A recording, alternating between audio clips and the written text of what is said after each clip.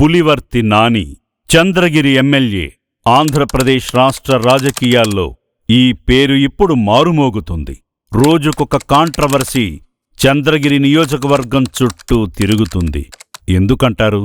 ఎందుకంటే 2024 ఎన్నికల్లో ప్రత్యర్థి చెవిరెడ్డిపై 43,000 ఓట్ల అఖండ మెజారిటీతో ఎమ్మెల్యే పులివర్తి నానిగారు విజయం సాధించిన విషయం మనందరికీ తెలిసిందే. అయితే ఎన్నికల తరువాత పులివర్తి నానిగారిపై చెవిరెడ్డి కుటుంబం చేసిన హత్యాయత్నం కూడా మనందరికీ తెలిసిందే. చంద్రగిరిలో చెవిరెడ్డి చేసిన అక్రమాలను ప్రజలు ఓట్ల రూపంలో వ్యతిరేకించారు. అది కూడా నో డౌట్. అధికారంలోకి వచ్చిన కూటమి అభ్యర్థి పులివర్తి నానిగారు జెట్ స్పీడులో చంద్రగిరి నియోజకవర్గాన్ని అభివృద్ధి వైపు పరుగులు పెట్టిస్తున్నారు. 6 మండలాల్లోని అస్తవ్యస్తంగా ఉన్న ప్రధాన రహదారులన్నీ పులివర్తి నానిగారు అద్భుతంగా పునఃనిర్మించారు. మరియు ప్రతి గ్రామంలో సీసీ రోడ్లు వేశారు. అంతేకాదు, నియోజకవర్గంలోని సుమారు 1100కు పైగా పాడి రైతులకు గోకులం షెడ్లు కట్టించారు. విద్యుత్ అవసరాలు తీరుస్తూ నూతనంగా 3 సబ్స్టేషన్లు నిర్మించారు. నియోజకవర్గంలోని ఆలయాల నిర్మాణం కోసం దేవాదాయ శాఖ నుండి సుమారు 24 కోట్ల రూపాయలు మంజూరు చేయించారు. ముఖ్యమంత్రి సహాయనిధి ద్వారా 561 కుటుంబాలకు సుమారు 10 కోట్ల రూపాయల చెక్కులను అందజేసి వారిని ఆపదలో ఆదుకున్నారు. రాష్ట్రంలో ఎక్కడా లేని విధంగా 2 సంవత్సరాలలో 3 సార్లు జాబ్ మేళా నిర్వహించి 800 మందికి పైగా యువతకు ఉద్యోగ అవకాశాలు కల్పించారు. ఇలా చంద్రగిరి నియోజకవర్గం వ్యాప్తంగా ఈ 2 ఏళ్లలో సుమారు 900 కోట్లకు పైగా అభివృద్ధి పనులను చేపట్టారు మన పులివర్తి నానిగారు. వారంలో 5 నుండి 6 రోజులు నియోజకవర్గ ప్రజల కోసం అందుబాటులో ఉంటున్నారు. ప్రజా దర్బార్లు నిర్వహిస్తున్నారు.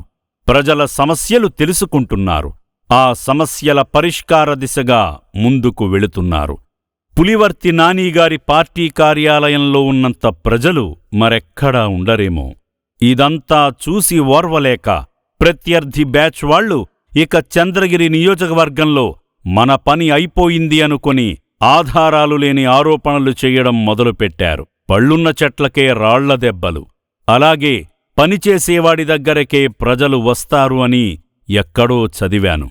ఈరోజు చంద్రగిరి నియోజకవర్గంలో అది చూస్తున్నాను. నిత్యం ప్రజలకు అందుబాటులో ఉంటూ ప్రజా సమస్యలు పరిష్కరిస్తూ ముందుకు సాగుతున్న మన పులివర్తి నానిగారిపై ప్రతిపక్షాల నుండి ఇలాంటి కాంట్రవర్సీలు రావడం సహజం. ఎందుకంటే ఇలా ప్రజలకు అందుబాటులో ఉంటూ ప్రజల అవసరాలు తీరుస్తూ మౌలిక సదుపాయాలు కల్పిస్తూ చంద్రగిరిని అన్ని విధాలుగా అభివృద్ధి పథంలో ముందుకు తీసుకువెళుతుంటే మళ్లీ చంద్రగిరి ఎమ్మెల్యేగా పులివర్తి నానిగారినే కదా ప్రజలు ఎన్నుకుంటారు. ఎమ్మెల్యే అభ్యర్థినే లేపెయ్యాలని చూసిన చెవిరెడ్డి కుటుంబానికి ప్రజల మనసును గెలిచిన పులివర్తి నానిగారిలాంటి నాయకుడిపై గెలవాలంటే ఎంత విషం కక్కాలో కదా. విషమైతే కక్కుతున్నారు, ఆరోపణలైతే చేస్తున్నారు, కాని ఆధారాలు చూపమంటే చూపలేకపోతున్నారు. ఎందుకంటే చేసిన ఆరోపణలు వేటికి ఆధారాలు లేవు కాబట్టి. కులాల మధ్య, మతాల మధ్య, అన్నదమ్ముల మధ్య పచ్చగా ఉన్న గ్రామాలలో ఆఖరికి కుటుంబంలాంటి కూటమి ప్రభుత్వంలో కూడా చెవిరెడ్డి వాళ్ల తొత్తులతో గొడవలు పెట్టిస్తున్నాడు. ఇలాంటి పనులు చెయ్యకపోతే పాపం నిద్రపట్టేలా లేదు. అక్రమాలకు, భూకబ్జాలకు, స్కాములకు కేరాఫ్ అడ్రస్గా ఉన్న చెవిరెడ్డి కుటుంబాన్ని ప్రజలు మళ్లీ అధికారంలోకి తీసుకొస్తారా? వీళ్లు పులివర్తి నానిగారిపై చేసే విషప్రచారాన్ని ప్రజలు నమ్ముతారా? ముమ్మాటికి లేదంటున్నారు చంద్రగిరి నియోజకవర్గ ప్రజలు. ఓ చెవిరెడ్డి, నువ్వు ఎలాగూ 10 సంవత్సరాలు ఎమ్మెల్యేగా ఉన్నా మన నియోజకవర్గంలో ఎలాంటి అభివృద్ధి చేయలేదు. కనీసం చేసేవాణ్ణన్నా చేయనివ్వు. పులివర్తి నానిగారిపై నువ్వు ఎన్ని నిరాధార ఆరోపణలు చేసినా, కుట్రలు పన్నినా మా నియోజకవర్గాన్ని అభివృద్ధి వైపు తీసుకెళ్తున్నాడు. దయచేసి మా ప్రాంత అభివృద్ధిని అడ్డుకోవద్దు. నాయనా, నీకు శతకోటి దండాలు మహాప్రభూ.